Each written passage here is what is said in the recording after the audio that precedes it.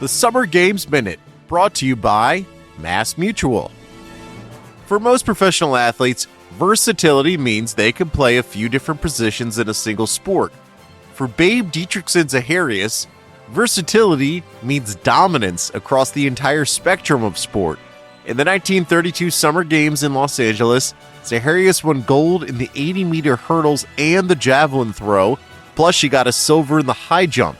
Running, throwing, jumping wasn't enough for Babe, so she became a competitive billiards player, then jumped into professional golf, winning 10 major championships, all the while making a few pitching appearances in Major League Baseball spring training games.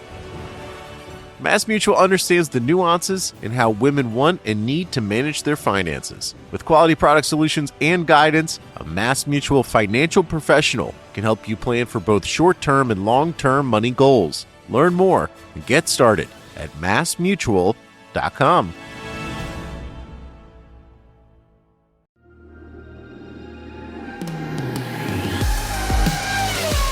When someone mentions the 2002 Austrian Grand Prix, one image comes to mind immediately. But was it a dark day for Formula One or a lot of fuss about nothing? We'll try to get those answers on this latest episode of Bring Back V10s. Before we get going, remember to send us your questions for our series finale using the hashtag BringBackV10s on Twitter, or leave us a 5-star review on your favourite podcast platform and throw a question in there too.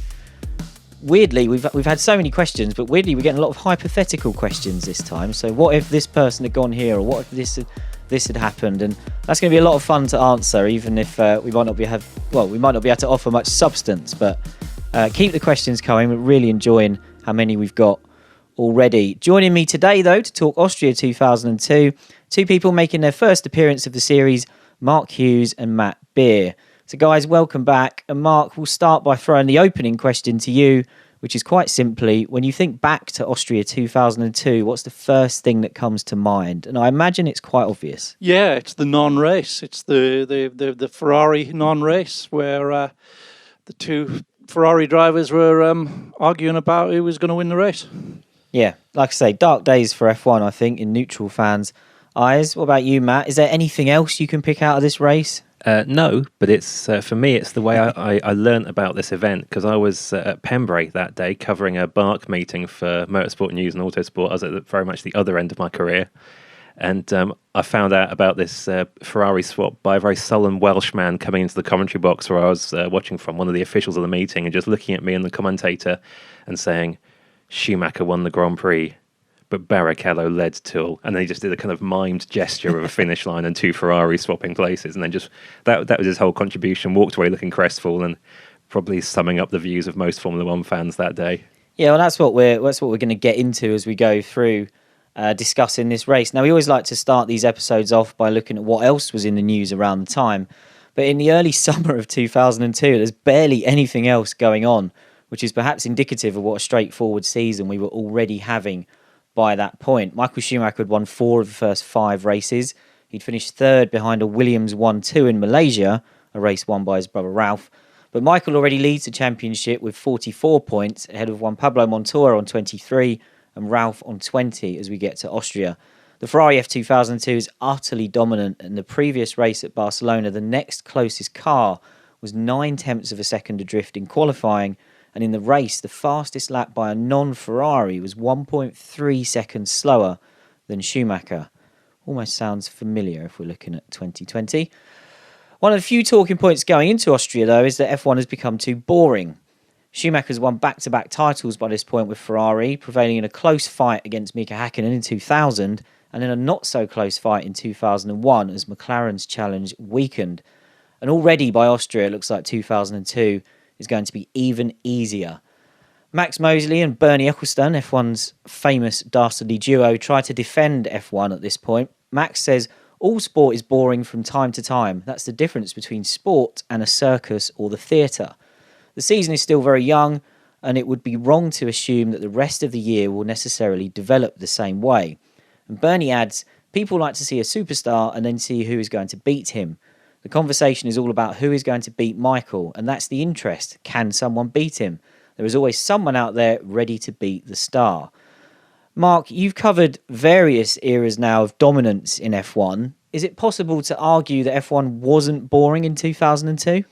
Not from a general fan perspective. No, it was the dominance was huge and it's entirely predictable.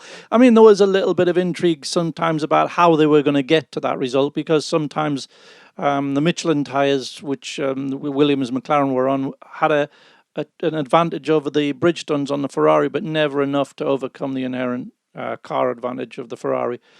So yeah, sometimes a little bit of intrigue in how to get there, but not the outcome. So it was going into the weekend a little bit like now, pretty much knowing what the outcome was going to be. Just the interest was only going to be from the hardcore people about the route to that outcome. Yeah, and in an effort to clutch at straws ahead of Austria, the hope is that Williams can pose a threat because the team were good there in 2001.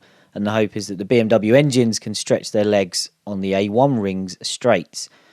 Montoya and Ralph were second and third on the grid the year before, and Montoya led the first 15 laps before memorably skating off the road in battle with Schumacher's Ferrari, which, Matt, I think was something you referenced in our last series about races that people should go back and check out.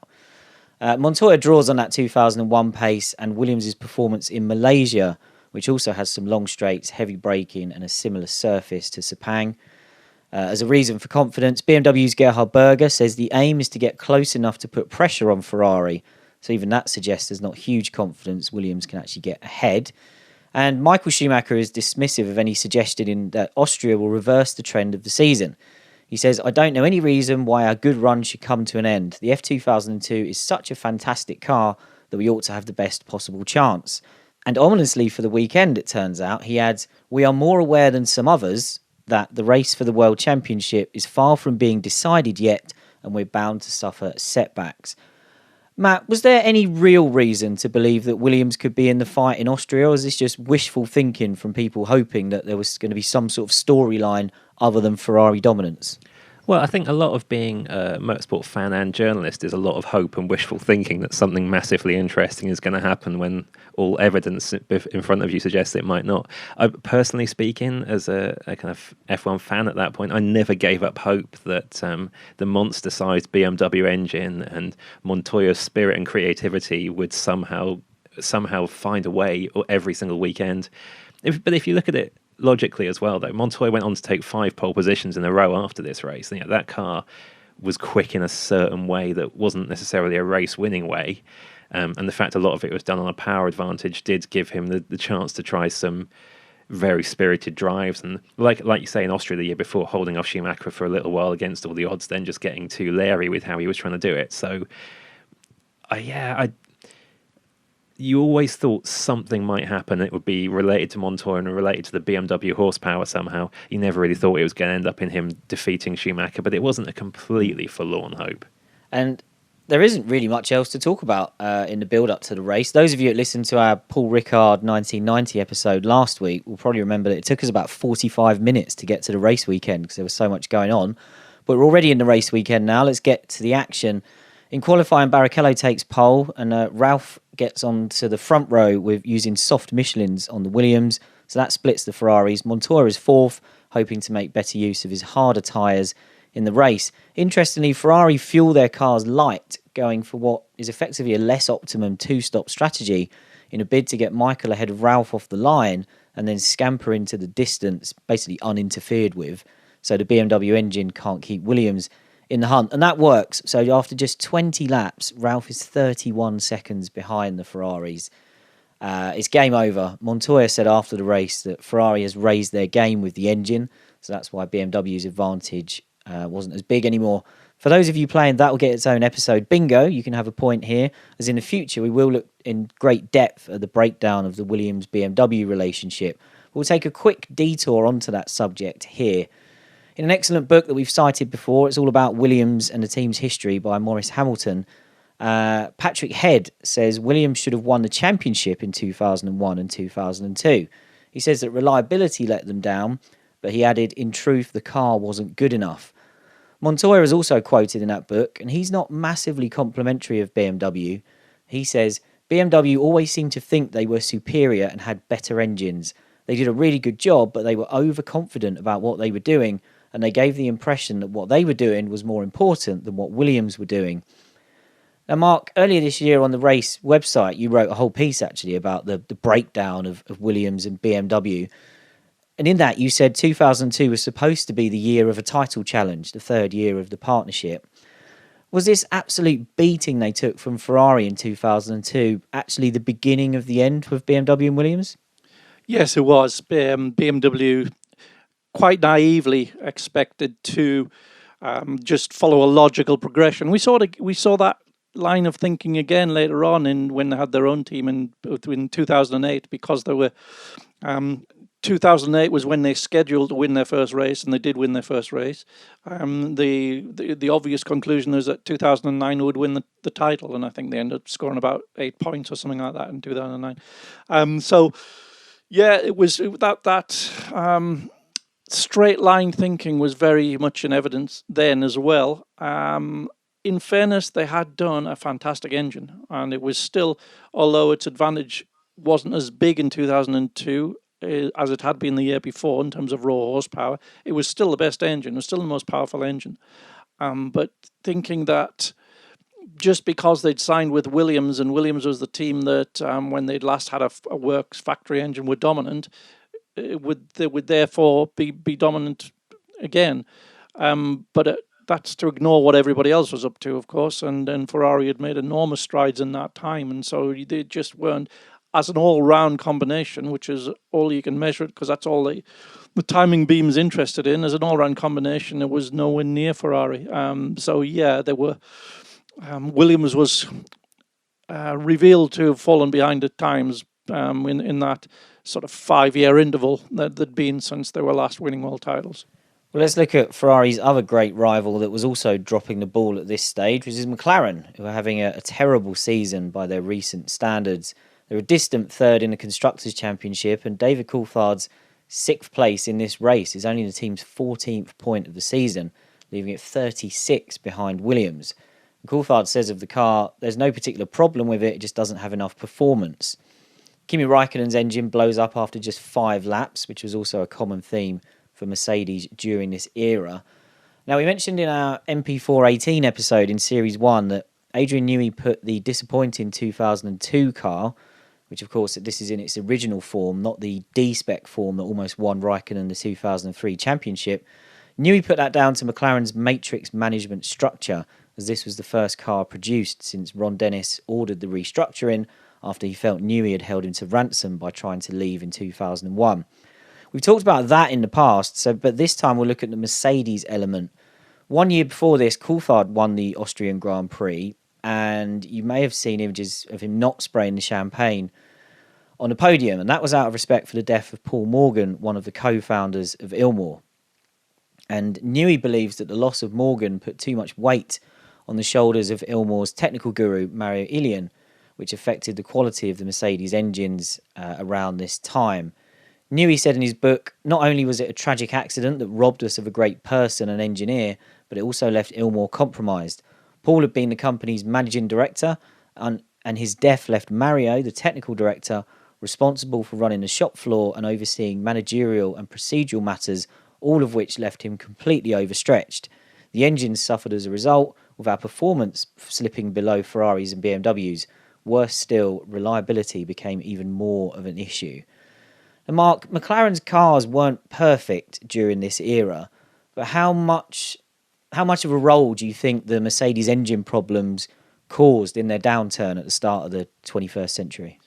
The poor performance of the Ilmors in that season was a symptom of a breakdown, really, in the relationship, because I think Adrian, there was two things going on. There was internal friction at McLaren between Adrian and Ron, and there was a little bit of a breakdown between Adrian and Ilmor because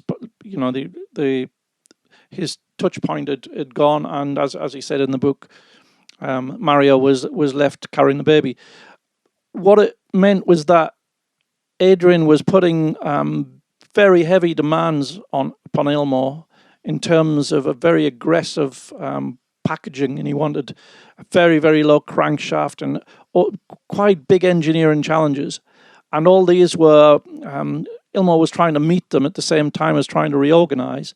Beryllium had just recently been banned. That was another thing that Ilmor had relied heavily on. They were the masters of using that material. So there's a lot going on at the same time at Ilmor that prevented them from showing their best. And that compromised in turn the car, because obviously it didn't have the horsepower it was designed around, so its drag levels were all wrong. It just wasn't a great car in its original form. So it was a symptom of things that weren't going exactly the way they should have been in personal relationships behind the scenes. That sounds very Ferrari 2020 as well, not having the drag level wrong for the amount of power you've got. And in fairness to McLaren, it finishes the year 27 points behind Williams after being 36 behind at this point. So things do pick up, starting with a victory in Monaco next time out for Coulthard.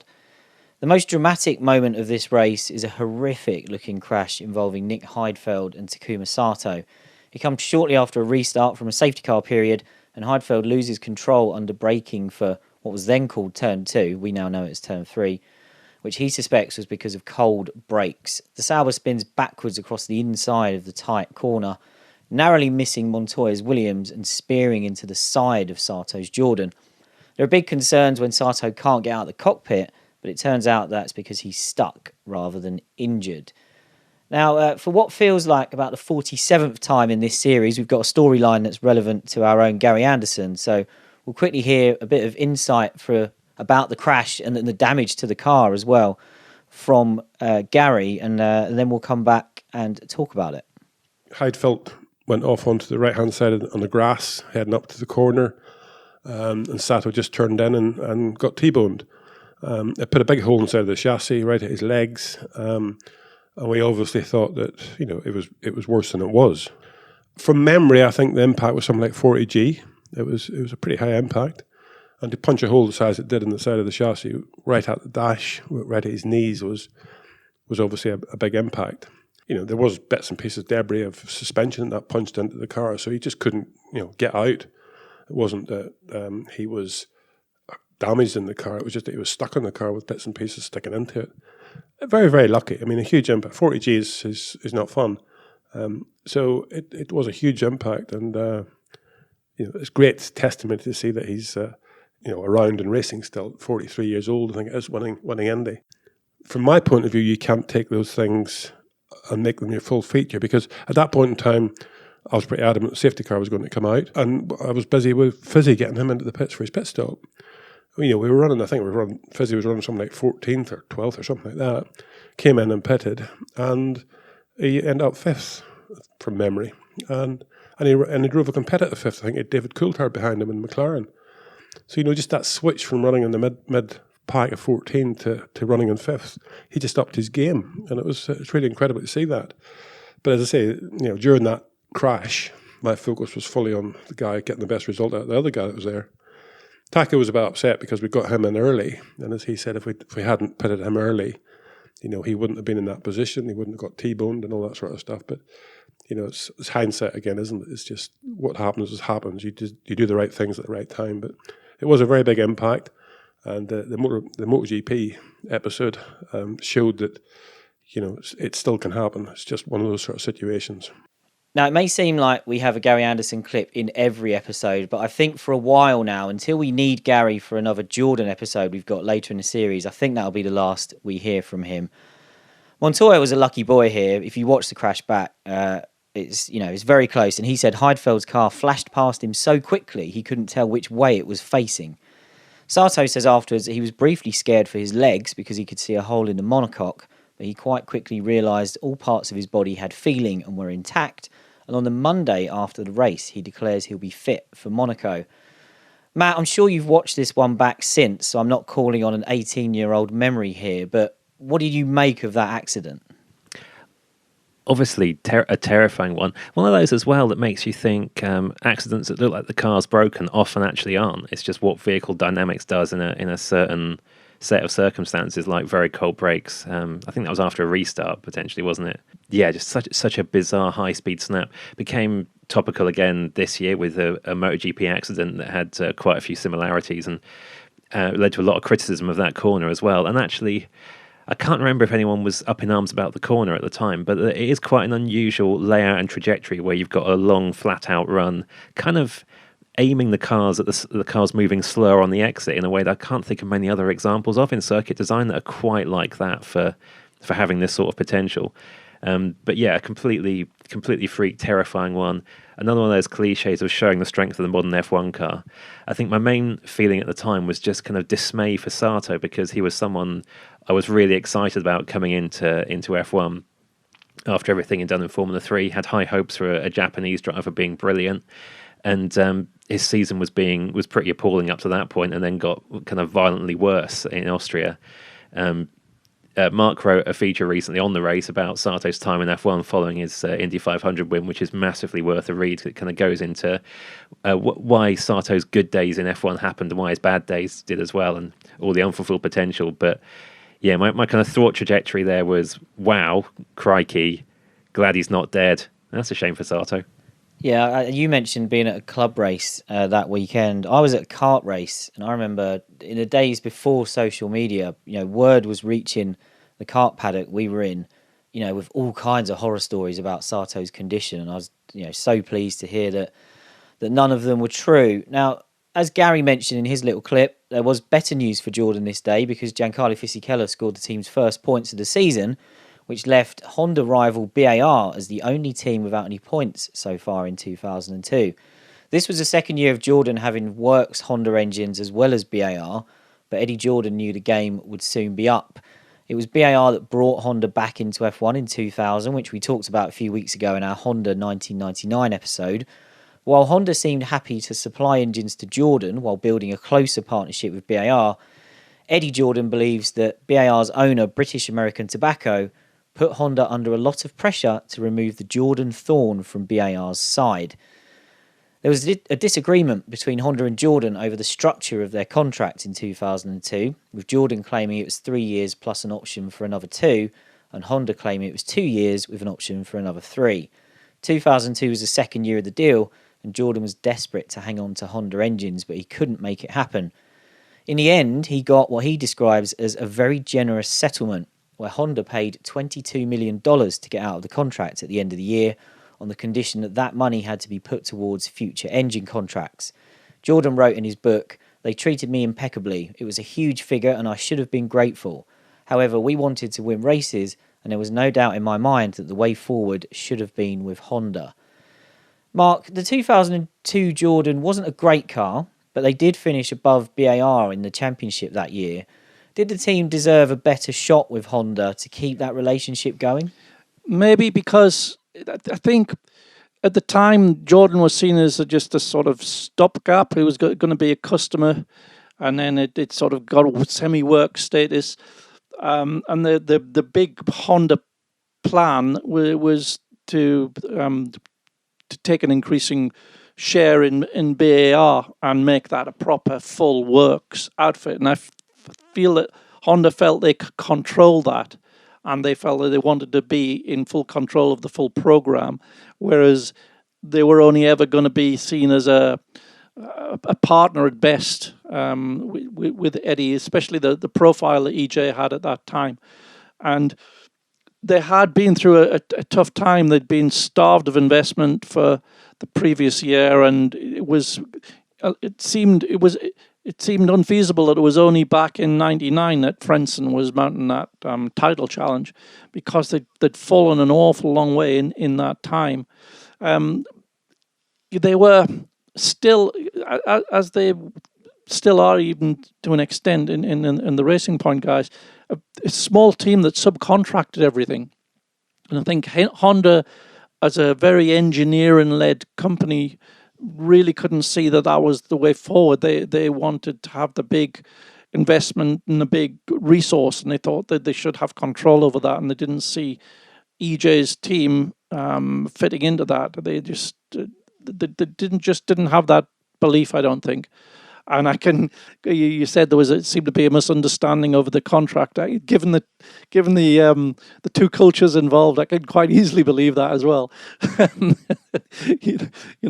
So yeah, a bit of a culture clash all round, I think. And I'm sure they could have achieved success. Whether it would have been the ultimate success that would have made the breakthrough for Jordan to become a regular super team, I'm not sure. But yeah, they could probably have recreated something like they had in '99 with Frentzen if they'd been given a long enough run at it.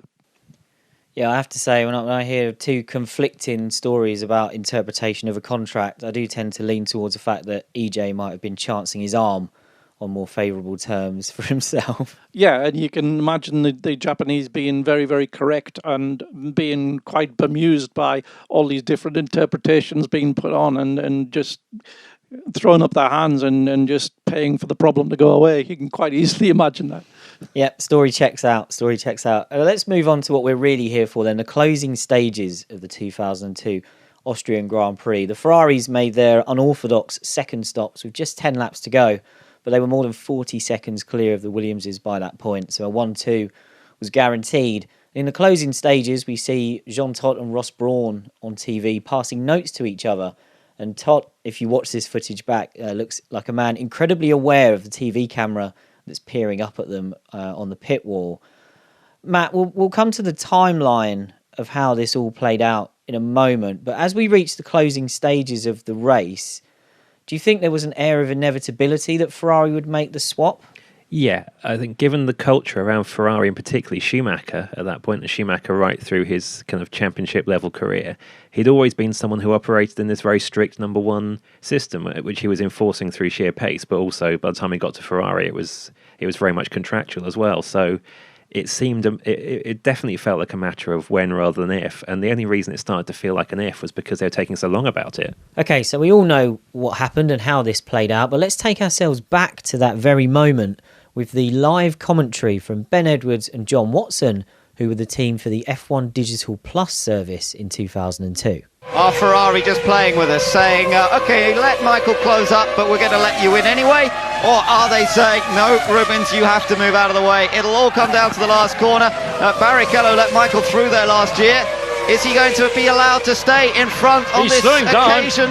They're coming through the last corner, and Barrichello, is he going to win, or is he going to allow Michael Schumacher to take the victory? That is a disgrace. That is a disgrace. Oh, I am so Mark, you were in Austria this weekend covering the race. When it happened, what was your instant reaction? I was sort of expecting it, because if you think back to the year before, they'd swapped position for second on that occasion. And Rubens had very reluctantly agreed, okay, I'll do it. And he said he'd spoken to the team afterwards and said, don't ever ask to do that for a win, because I won't do it. And they said, no, we wouldn't dream of asking you that. And yet they got into that situation. And of course, that's exactly what they did ask him. And all you got to remember about the Schumacher, Brawn, Jean Todt, Rory Byrne era is that they were an entity. They were like the forces of a compass pointing north, east, south, and west, and they had everything covered in it. They didn't really allow anyone else in. You had to have a second driver, and the second driver was, as far as they were concerned, in their gang, which was sealed against anything that might detract from the task. That was just an add-on, and Eddie Irvine understood that game that Rubens never did, and well, maybe he did afterwards, after this, but he was always assured that he would get equal treatment, and it would always just be decided by who was the faster driver. And actually, the point, there's also a point that where you say, yeah, okay, Rubens got the lead because he made a better start, and therefore it should have been his victory, and I largely agree with that. But at the same time, they were never, either of them, at any point, flat out. Once they'd pulled out the gap on third place, they were just tooling around, and the Schumacher was not at any point trying to win that by performance, because he was assuming it was just going to be led by. And Rubens was taking his pace from the fact that Michael wasn't right with him, and so he was just tooling around as well. So they're both just tooling around, so we didn't actually see a fight, and we don't know what the outcome of that fight would have been if they'd both just been let off the hook. But yeah, it got very, very terse indeed. And I think I read somewhere subsequently, years later, that Rubens was talking about it actually when he was in the car in discussion with Todt, talking about get his lawyer on the phone and let's discuss what's exactly written in the contract and what was discussed last year after this race. So that was ongoing while they were both going round. So yeah, extraordinary situation, and because it was so early in the season, there was absolutely there's no, it wasn't as though it was a tight championship and there's only one race to go and Schumacher desperately needed the points. Where are you, a third of the way through the season or something? So it was ridiculous, really. But yeah, that's how that little gang was at that time. It was binary. It was ultimate success, and that was all it was about. It does make you wish you had team radio broadcast at that point, doesn't it? Because, like you say, the cars were driving around pretty slowly with no tension whatsoever, but you knew something must have been kicking off as soon as you saw the notes being passed around on the pit wall, and with the memory of Austria 2001 too. Oh God, I hope that lawyer story is true as well. Yeah, definitely. No, I think, although I said before I wasn't at all surprised when I heard it had happened, there was still an element of dismay straight away, thinking they had a chance to be fun or sensible or think about the good of F1 in this situation, and they spurned that and went for exactly what you expected of that kind of Ferrari management lineup instead. And that was, yeah, I wasn't surprised, but it would have been a great surprise if they hadn't done it. There was no surprise in the reaction from the fans in attendance either. Schumacher and Barrichello are greeted with monstrous boos from the crowd when they get out of their cars. They go up to the podium, and a clearly embarrassed Schumacher puts Barrichello on the top step of the podium for the German national anthem, which you can barely hear on TV footage over the booing and the noise from the crowd. Even now, it's incredible. Barrichello tries to swap back for the Italian anthem, and he ends up grabbing a reluctant Schumacher basically around the neck, trying to get him up onto the top step. And in the end, they both stand there together, which is just as awkward. Then there's confusion in the prize-giving ceremony because the Austrian Chancellor is up there and doesn't really know who to give the trophy to, and Schumacher passes it to Barrichello. And actually, that would be one of the more significant moments of this in terms of penalties afterwards. The place swapping continues in the press conference afterwards, where the drivers are greeted with a chorus of boos from the media. I don't know if you joined in on that as well, Mark. But Barrichello sits in the middle seat for the winner, and Schumacher slouches back into the second seat for second place. And if you find that footage, his body language looks distinctly un-Michael Schumacher at that point, I would say. Mark, you were probably in the thick of this. What did you make of the way Schumacher tried to handle it once he realised, there was a backlash going on here? He was shocked. He was shocked when he got out of the car and got that reception. I don't think it ever occurred to him that this would be unpopular. And I think his mind was all over the place. It was a little bit like we saw him after his qualifying stunt at Monaco in 2006. And he did, under these sort of extreme, unexpected situations, he did lose his composure. And I think that's reflected in the type of incidents that he tended to have in those conditions of unexpected emergency, let's say. He did lose his composure, and it was I think it took him a long time to process what had happened there, and I think it did actually hurt him. And in the following Grand Prix, certainly the next Grand Prix, he had the opportunity to do it. I believe he deliberately drove very, very softly around the pit lap, the in and out laps around the pits, which was just very uncharacteristic him. He was about 1.5 seconds to 2 seconds off the pace in those crucial laps, which allowed Barrichello to win the Hungarian Grand Prix. And I'm sure that was just Michael, in his own mind, repaying that debt. And not because it was any Ferrari policy to do so, just because he felt that that's what he needed to do. Yeah, there's a bit of goings-on around that sort of thing at the Nürburgring as well, which we'll come to shortly. But let's hear what everyone had to say afterwards, and between us we'll, for want of a better phrase, interrogate what they were saying. We'll start with Barrichello. He said, "It's something I've been asked to do. I have said nothing. It's a team decision. I just signed a 2-year contract with the team, and I thought I should respect that. What should I do? I have in my contract that I have to obey orders. As much as Michael, he has the same clause. People ask me, why don't you go back to a team where you are the top, but maybe they won't give me a car to win? Matt, we can't really point the finger at Barrichello here, can we? He did what he was told. But do you think I think it was announced in the run-up to this race that he'd signed a new contract. Do you think that would have had an influence as well? Did it make him almost more vulnerable or susceptible to being bossed around?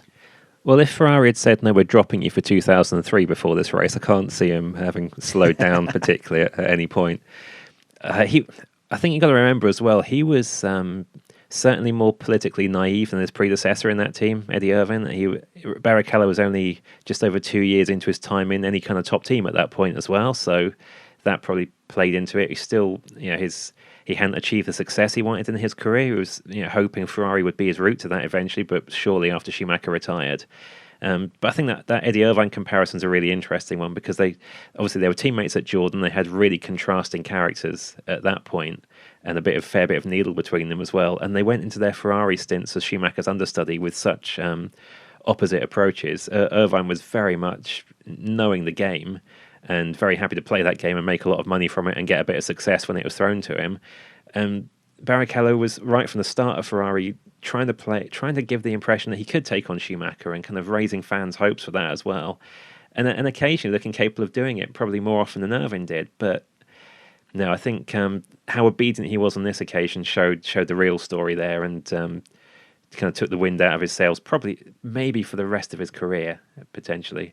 But yeah, I'm sure having just agreed a new deal played a big part, but I can't imagine he was going to say no to this order at any point. No, that's fair enough. Now, we mentioned the 2001 race earlier where Barrichello was ordered to move over to give Schumacher second place.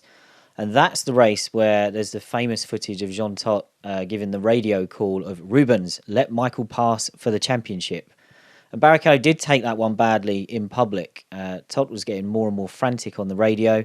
There's one point where he starts one of his messages with, "This is Jean Todt," as if Rubens maybe wouldn't have known which Jean it was otherwise. Maybe Jean Alesi was on the radio.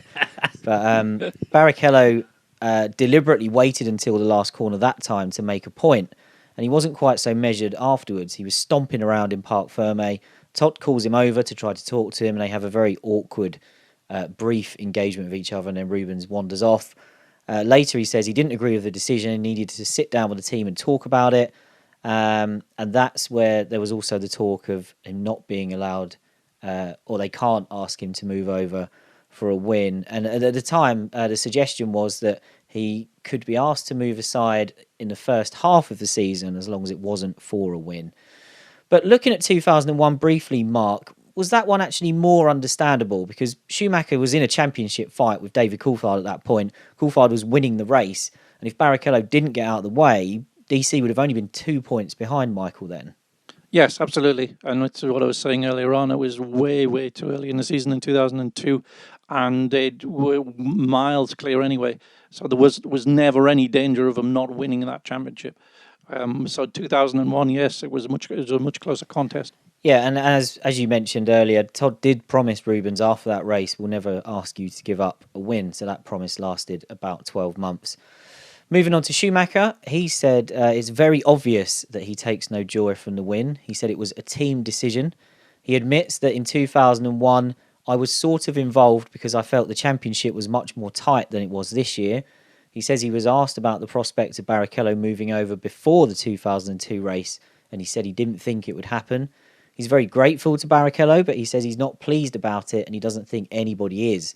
He claims that he only found out about it in the last couple of metres of the race, yet Todt later says that the drivers were told with 8 laps to go what was going on. So this is what I mentioned earlier about the timelines are a bit all over the place, and Ferrari didn't necessarily have their stories straight before they were grilled by the media. Michael says he backed off when Barrichello backed off, which you can see as they approached the line, but then Rubens backed off even more. Rubens disputes Schumacher's claim that he was not involved in this discussion. James Allen did a book about Michael Schumacher called The Edge of Greatness, and in that Rubens says, I have a transcript of the radio conversation And although he doesn't talk a lot, he was very aware of what was going on. So it's not true that he had nothing to do with it. Matt, let's look at Schumacher again. What do you make of this explanation? Does the fact that, everyone in Ferrari seems to be getting their stories crossed at this point, does that maybe discredit Michael trying to make himself look like the innocent party here?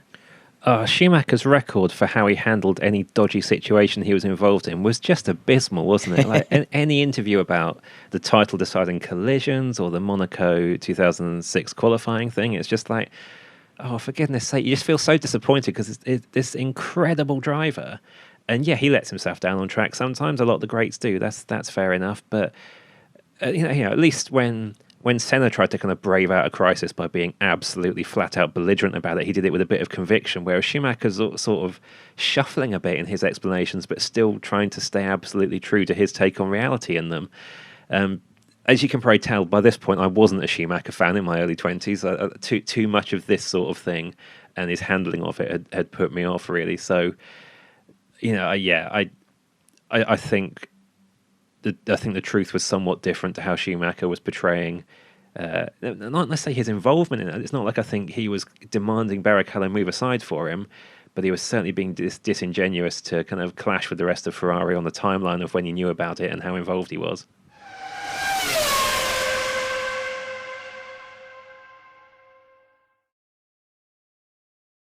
Schumacher goes on to say he didn't feel like passing Barrichello, and he adds, I have to say it was probably the wrong decision to win this race. If I had the chance to turn it around, I probably would, but I cannot now. We'll briefly skip forward to Monaco here because Schumacher's old buddy Jacques Villeneuve sounds off in the pre-event press conference and takes a big swipe at Michael. Villeneuve says, if Michael really felt Rubens deserved the win, like he showed on the podium by putting him on the top step and giving him the trophy, all he had to do was slow down and cross the line in second place. Ferrari would not have done anything against him. Even if you're embarrassed because everyone is booing you, step up there. You accepted the win, you didn't slow down, you felt good about it, you raised your hand on the last lap until you heard people booing you. Step up there, take your trophy, and be a man. Mark, does Villeneuve have a point here, or is he just causing mischief? Once Schumacher takes the decision to accept the victory on the line, does he have to then keep his chin up? Or and was everything that he basically said afterwards just empty words? Jacques has a point, and he was making mischief.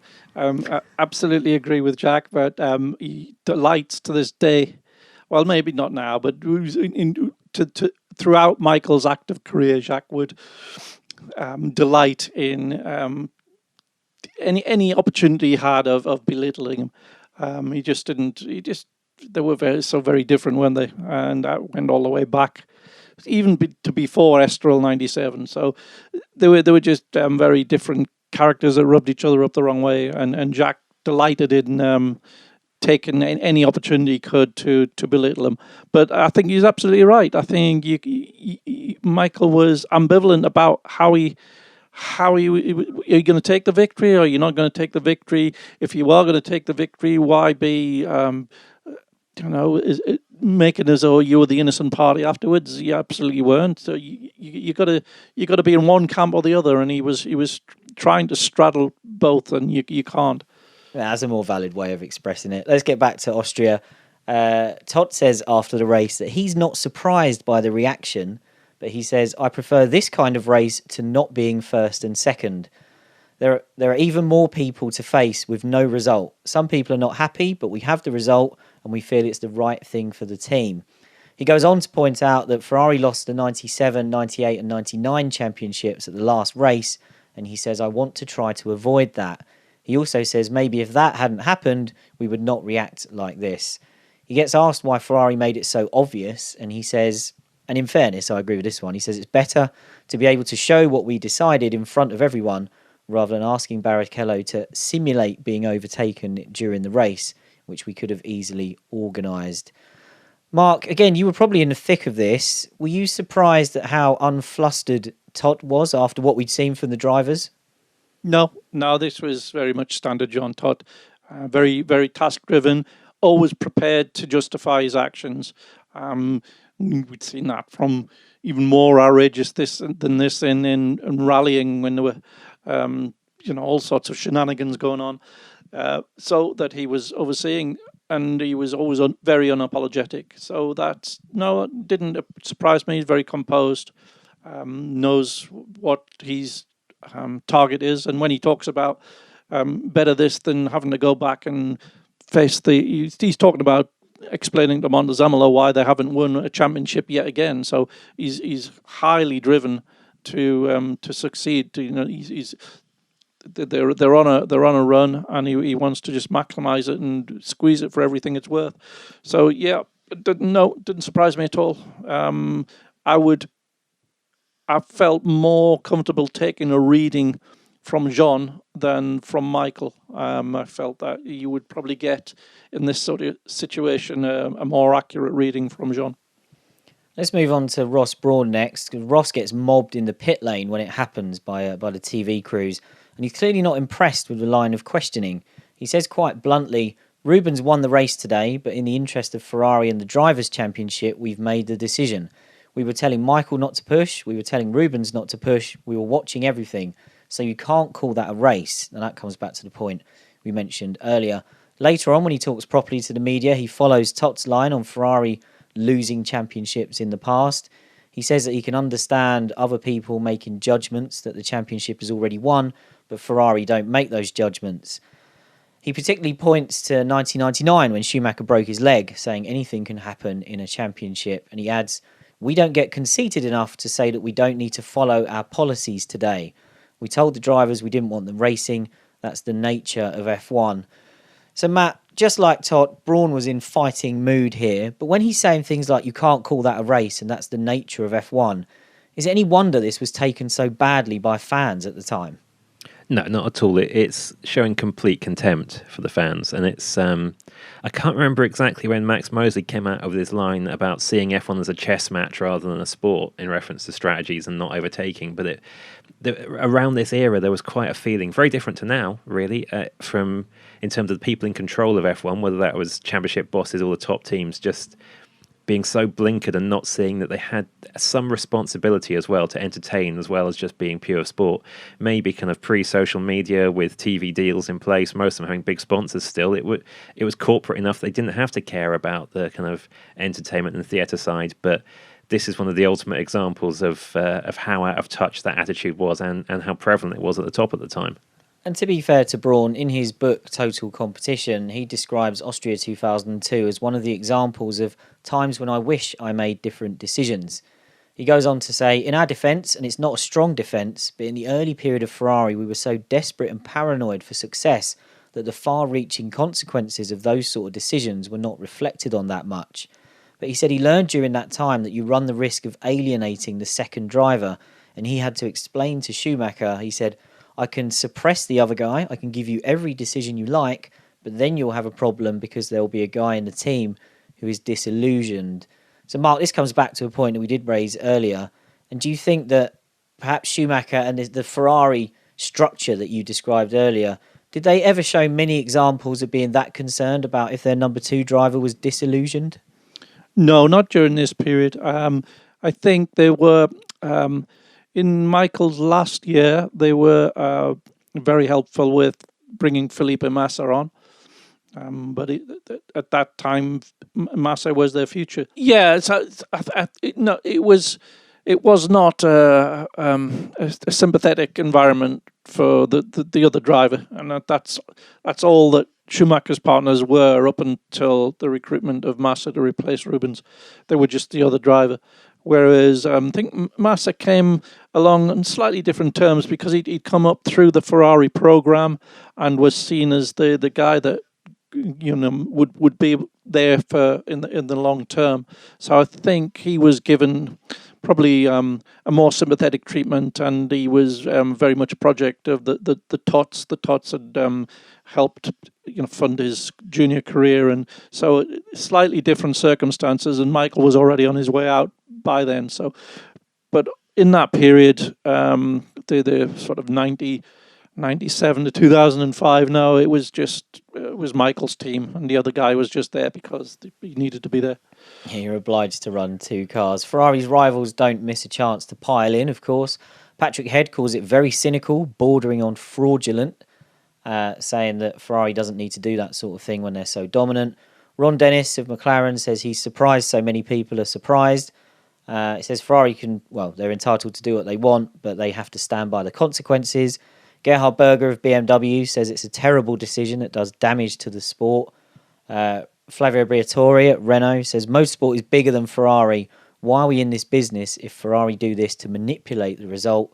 He calls it disgusting for the public and says Ferrari doesn't care about fans. Flavio goes on to say that what Ferrari did here was worse than when Schumacher ignored a black flag in the British Grand Prix for Benetton in 1994, which earned him a 2-race ban, and he says he expects action from the FIA. Todt isn't impressed by any of this, as you might imagine, and he only starts to change his tune when it emerges that Ferrari received a lot of complaints from its own fans. That prompts him to say, I was surprised by the reaction to Austria. Clearly this was an error of judgment. I cannot say that Austria was the best managed situation ever, but the reaction was totally out of proportion. The opinions of our fans are very important because they are the heart of Ferrari's history. I accept the opinion of the Tifosi, but not people in this paddock because they will never be sincere. So Matt, was this just a bunch of teams who are getting a beating on track, taking a chance to pile in on Ferrari while they're in the dock? And what do you make of Briatore's comparison to Schumacher's black flag and subsequent ban of Silverstone 94? Well, Flavio's tactic for ensuring Schumacher won the race against his teammate was to make sure his teammate was substantially slower so they never had to swap positions on track when they was at Benetton. So he had a different approach to the same problem. All those teams complaining had used team orders, would use them again. That wasn't really the issue. Maybe they wouldn't have been quite so gratuitous in how they went about it. But at this point, Ferrari has all the prize money, all the political influence, and now it's smashing everybody else in an unbeatable way on track as well. So at least if people were jealous of Ferrari in the paddock before, at least they were generally beating them in championships for most of the 80s and 90s. Now that's not the case. I'm not surprised other teams were furious, and they didn't waste a chance to be a bit Villeneuve about the whole thing. Oh, excellent. Good reference. It was quite tough to find anyone talking in support of Ferrari. The closest we found researching this episode was actually Coulthard. Now, when the 2001 switch happened, DC joked after the race that he hoped team orders weren't about to be banned because nobody had ever been asked to move over for him, and he was hoping he'd finally get the benefit of them. In 2002, he said, Formula One is a team sport, and Rubens knows that. It's like the Tour de France. One guy gets all the support of the other riders, but you cannot say that the winner wasn't a great champion just because he got helped. That, if you follow cycling, is particularly hilarious in hindsight because this was during Lance Armstrong's era of cheating to win the Tour de France every single year. But DC goes on to say, years ago, drivers would be called in to give their car to drivers like Fangio to let him finish a Grand Prix, and that was back in the days when men were men and it was classic Grand Prix racing. I'm not sure what happened from that point for there to be such a public outrage today. Mark, does DC have a point there? No. No, he doesn't. It's team orders are an internal thing, and it shouldn't ever be allowed, not only to pollute what the fans are watching, but to do it in such a gratuitous way as to not even have the courtesy to look like they're even racing. They were just messing about half a minute clear of the field. And taking the time out to have an argument while they were doing it. So no, if you allow the internals of the sport and break it down so much that you allow it to play out on the track in that way, then you've got something badly wrong. And it is a team sport, but it's also it's projected as a competition between the drivers, and that's what it gets its popularity from. So you can't just take that popularity and then subvert it. It's just wrong. The fallout doesn't end there. Ferrari does get summoned by the FIA, although the hearing will not be for several weeks. In reaction to that news, Luca Di Montezemolo calls a press conference and he comes out swinging, showing that Ferrari is sticking to its confrontational approach over this issue. Montezemolo says, I was very happy for a Barrichello victory, but a few seconds later I said, okay guys, you have made the right decision. He says he's sorry to the Tifosi, who are not yet convinced by what we have done, but he believes true Ferrari fans will agree with the decision.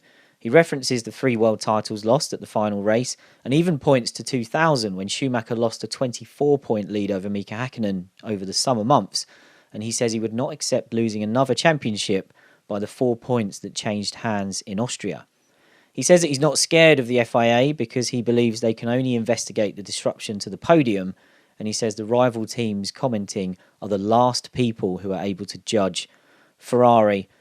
So Matt, confrontational stuff there from Montezemolo, but do you think that tone ahead of what we now know is going to be a hearing into all this was ultimately a sign of confidence from Ferrari because it knows that it didn't break any rules?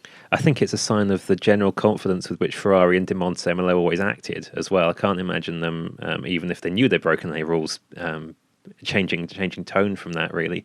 But yeah, you're absolutely right. Ferrari did nothing technically wrong in a Formula One rules legal sense. So even for everyone who was angry back then, you all knew that the only way a punishment could really be inserted here was if they kind of retrospectively rewrote the rules to the situation that the fans wanted. So yeah, no surprise at all that a typically brashly confident man was brashly confident about a situation he was actually legally right about, if not morally. Yeah, Ferrari taking their own type of high ground. Now, a couple of weeks before the hearing, Barrichello gives an exclusive interview to Nigel Roebuck in Autosport, and it's quite revealing, actually. I can't imagine we'd get this sort of thing when proceedings were still pending today. But Rubens says it did come into his mind that Ferrari might want to swap the cars, but he was never going to be the one to suggest it on the radio. He said that when he mentioned that Jean Todt had told him you'd never have to give up a win, all he got back was, "Rubens, we can talk later. Please do it in the best interests of the team." He said he couldn't exactly start an argument at 180 mile an hour, but he did ask 2 or 3 questions and was given answers whether he liked them or not.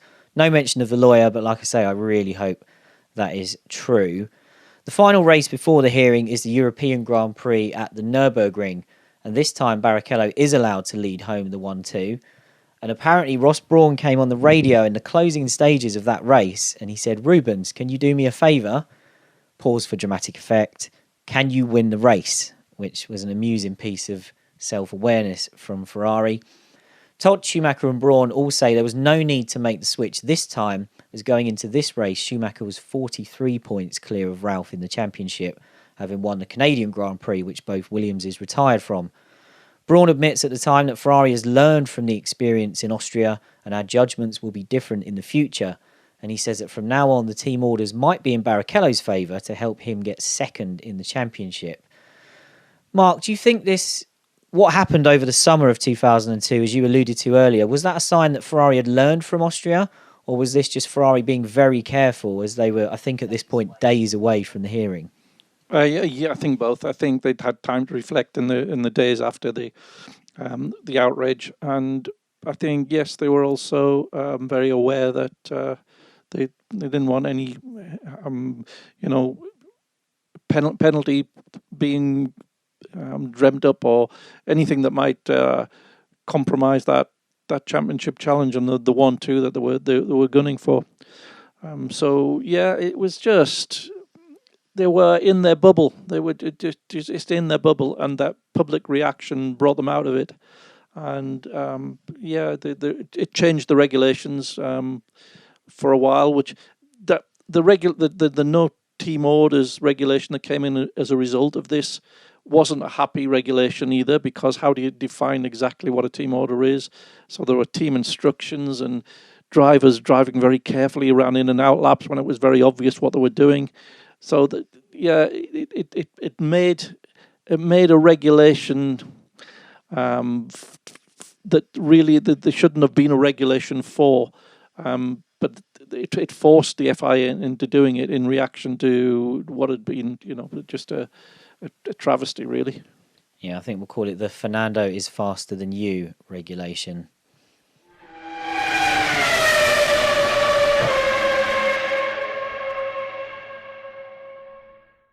The hearing takes place and Ferrari is fined $500,000 for the podium infringements, with the same amount imposed again as a suspended fine for 1 year. As Montezemolo predicted, the FIA couldn't challenge Ferrari's team orders in a legal sense because they were allowed in the rules. Max Mosley said at the time, "We've got a problem. None of us like team orders in certain circumstances, as we saw in Austria, but we cannot find a solution to prevent it. But although the World Council wanted to take action, it was not legally possible. Max said he was doubtful beforehand it would be possible to nail Ferrari, even though he wanted to impose sanctions. And he said, the longer I listened to arguments from both sides, the more doubtful I became. Ultimately, Matt, was it naive of anyone to think that you could penalise Ferrari for breaking a rule that didn't exist? Oh, completely. Yeah. The only reason anyone thought there might be serious sanctions here was just desperation to kind of take some revenge on Ferrari for making F1 a bit boring. Not just for that year, but I think as well, early in 2002, you could see where this was going. 2001 had been really dominant as well. McLaren was in decline. Williams, you weren't really sure we're going to get there with BMW. Ferrari had this strict number one policy. It just looked like every year for the foreseeable future was going to look just like this. And it was, if fans were losing hope, the other teams were surely losing hope as well. And so it was almost like this was the chance to go, Ferrari, just stop it in some way. And what it really needed was a change of tyre rules for 2005, it turned out. But yeah, this was never going to result in a serious penalty, and it was actually a bit of a shame it resulted in a slightly messy rule change. Yeah, as we've discussed, it really didn't work. And Mosley kind of predicted that at the time. He was asked why team orders aren't banned, and he said it would just be done in a clandestine way instead, such as messing up pit stops for one car. The killer line really was, you don't solve any problem by forcing it underground. The FIA even asks the public for suggestions on how to solve it, which I don't really think came to anything. But let's give the last word on this subject to a man who knows a thing or two about Ferrari team orders, and we've mentioned him a few times so far, and that's Eddie Irvine. Irvine really set the template for the dutiful Schumacher number 2 in the 90s, and in James Allen's Michael Schumacher book, Irvine offers a really interesting theory on why people had finally had enough of watching Schumacher's teammates be moved aside. This is what Eddie said: when you are at the very top, it does matter if you are unsporting. When you are coming up, when you are poor, you've got to get rich however you can, and then when you are rich, you've got to get clean. That's the way of the world, and it's the same with Ferrari. We did everything, not particularly nice things, to get up there and beat Häkkinen. We had to. We had a car that was a second and a half slower. That's a bit dramatic, I think. How are we going to win a world championship? And you know what? Everyone kind of let us get away with it because we were doing everything we could to compete, and that's fair enough. But when you have a much faster car, now you are taking the piss, and that is where they overstepped the line. So, Mark, Irvine said he was still a Ferrari fan at this time, and he found the Austria backlash hard to watch because of that. Is his summary actually quite good in this instance, that Ferrari's circumstances had changed from the days when they were getting him to move aside because Michael was effectively an underdog at that point? Yes, I think Eddie's largely right. There was a lot of